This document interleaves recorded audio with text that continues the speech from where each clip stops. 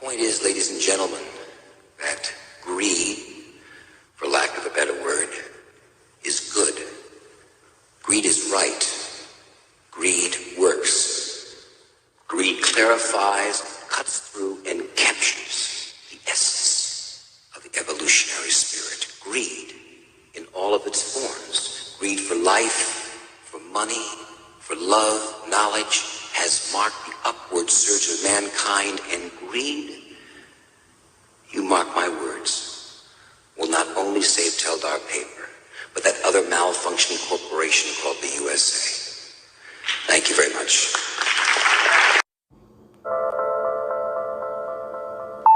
I want you to understand something very clearly. When someone asks you in this country, are you a citizen of the United States? What you think they are asking you is, are you lawfully in this country?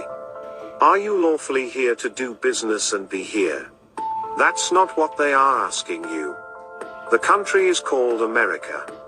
America is the name of the country. But in the 1860s, the late 1860s, a group of men got together and incorporated a privately owned company. Anyone, you see, can incorporate a privately owned company, and a group of men did exactly that. They incorporated a company privately, and they called the company the United States Corporation according to corporate law. And anyone who has a corporation of business knows that according to corporate law, all corporations must have a president. That's the law, and it must have a vice president, and it must have a secretary of treasury. That's corporate law. So the corporation had to have a president and a vice president. Today, when you see the yearly State of the Union address, and when you see the president come out and the Speaker of the House come out, they are essentially holding an annual meeting for the corporation. Regarding the President of the United States, everybody in this country thinks he's the President of America. America doesn't have a president. This is a corporate term used in business. The United States Corporation is a privately owned company, and it's a 10-mile square that it operates in called the District of Columbia. Columbia simply means universal, which also means Catholic. When you start tracing back the ownership of the corporation, called the United States Privately Owned Corporation, then you begin to see that if you say that you are a citizen of the United States, what you're saying lawfully is that you are an employee of a foreign corporation under international maritime law. You are an employee of a privately owned company. Therefore, if you are living in any state such as California, and you're making money here, then what you are doing, quite literally, is moonlighting, because you are already working for, and are an employee of a privately owned company called the United States Corporation, but you are earning money in California. Therefore, you are a franchisee of a foreign corporation under maritime law. It's like opening up a McDonald's here. You can open up a McDonald's, but you're not the boss of McDonald's. The McDonald's Corporation is the boss. They tell you what you can sell and what you can't sell and how much it is going to be, and they call the shots. You can merely be a franchisee operating under their jurisdiction. So consequently, each one of us who call ourselves a citizen of the United States is, in point of fact, a franchisee of a foreign corporation. And once a year, you have to pay what is referred to as a California franchise tax. Let me explain something to you. There are two kinds of law on the earth: Roman civil law and maritime admiralty law.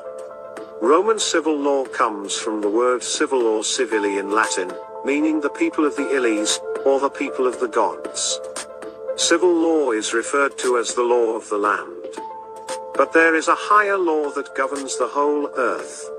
There's a higher law that operates on the earth, and it has nothing to do with the civil law of any country, because civil laws are different in every country.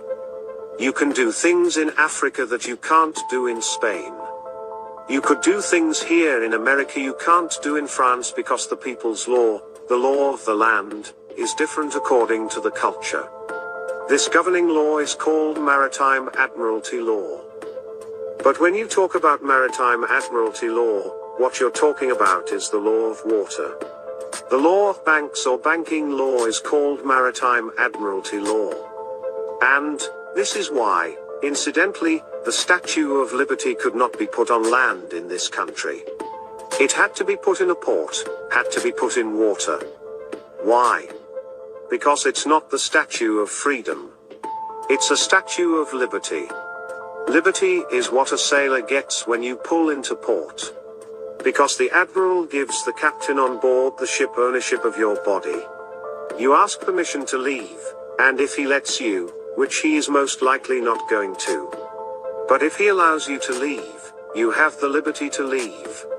You don't have freedom, and as long as you call yourself a United States citizen, you are an employee of a foreign corporation incorporated on the international law under Maritime Admiralty Law. And consequently, you are a franchisee of a foreign corporation. They own you. Now let me show you how they own you. When a ship pulls into port, for example, from Japan and brings, let's say, $800 million worth of goods, the first thing the captain has to do is fill out a document to give to the port authority. This is called the Certificate of Manifest. He has to give them a certificate showing how much each item costs and the specifications of each item. Exactly what are you bringing into this country? How much is it going to cost our banks? How much are we going to have to pay for this? And so it's business that comes in on water, it's Maritime Admiralty Banking Law. And so therefore, each item has to have a certificate of manifest for the ship when it pulls into port and parks. The spot where it parks or docks is called the berthing of a ship. The ship sits in its berth. When you were born, your mother's water broke. And when your mother's water broke, you came out. And therefore you are a Maritime Admiralty product under international law. You and I are products under international maritime banking law. You are a product because you came out of your mother's water, and therefore you have to have a certificate of manifest known as your birth certificate. And the birth certificate has to be signed by the doc. And consequently, if you go to a store and you buy something that's too large to take home, they'll bring it to you. And so they will tell you what time they're going to deliver the product.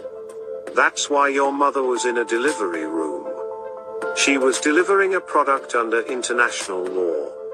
Now, when you get the birth certificate, that certificate is a Maritime Admiralty certificate that shows you are a human resource in the corporation called the United States. They went to your mother and asked her, would you donate this body to us as collateral for a loan because each birth certificate is worth a certain amount of money? When this system first started in 1833, the value of each birth was around $630,000 on the International Stock Exchange. You are the stock, specifically, livestock. And your birth certificate today is on the stock market. If you look on the back of your social security card, you'll see numbers in red. Anytime you see red numbers, they represent your blood. If you turn it on the other side, you'll see it in blue. Blue is Maritime Admiralty, the navy blue, and so, consequently, you are a product that was bought. On the birth certificate, if you look down on the bottom right where your mother signed, before, it didn't say mother or parent. It said informant, because your mother was informing on you under maritime law. She was telling the corporation that she was delivering a new product to them, and here is the certificate of birth, and that was sent to Washington, D.C. They took that birth certificate, and what happened?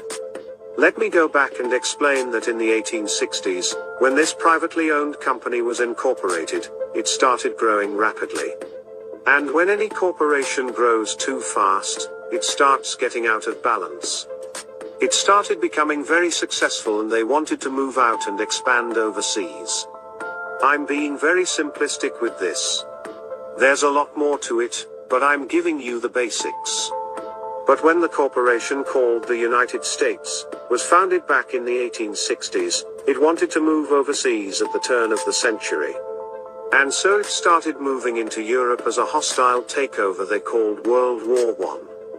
World War I was one large corporation called United States trying to take over other major corporations in the world like Germany and France, which are other corporations under this same system. So consequently, the United States was able to be successful in the corporate takeover during World War I. But in the process, they lost so much money. The corporation spent so much money arming and making tanks and bullets to kill people that they won the hostile takeover of a foreign corporation. But this made them bankrupt. Consequently, they were in really serious trouble now because they didn't have money to feed the people at home in the corporation. And now they've taken on new corporations in Europe to be responsible for. So the United States corporation was in very big trouble. They went to Europe and asked the international bankers if they could borrow money. And the international bankers said quite simply, no, you're bankrupt. So what have you got as collateral for a loan?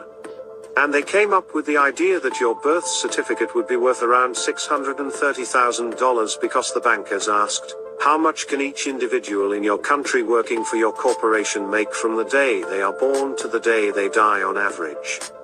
And it came to be about $630,000. So the bankers made a deal with the corporation called United States to credit the United States corporation account in Europe with $630,000 per birth certificate.